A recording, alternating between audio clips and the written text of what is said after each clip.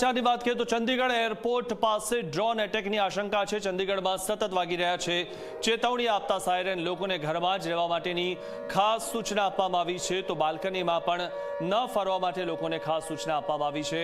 મોહાલીમાં પણ લોકોને એલર્ટ કરવામાં આવ્યા છે, લોકોને સાવચેત રહેવા માટેની સૂચના આપવામાં આવી છે।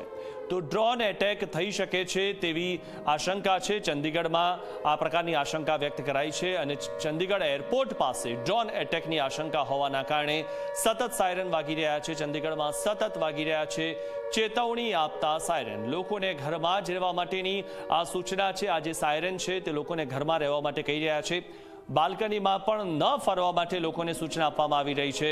તો મોહાલીમાં પણ લોકોને એલર્ટ કરવામાં આવ્યા છે, લોકોને સાવચેત રહેવા માટેની સૂચના આપવામાં આવી છે, કારણ કે જે નાપાક પાકિસ્તાન છે તે ગમે ત્યારે પોતાની નાપાક હરકતો કરી શકે છે અને રહેણાંક વિસ્તારોમાં તે ડ્રોન મોકલી શકે છે। ત્યારે લોકોને સચેત કરવા માટે સાયરન વાગી રહ્યા છે।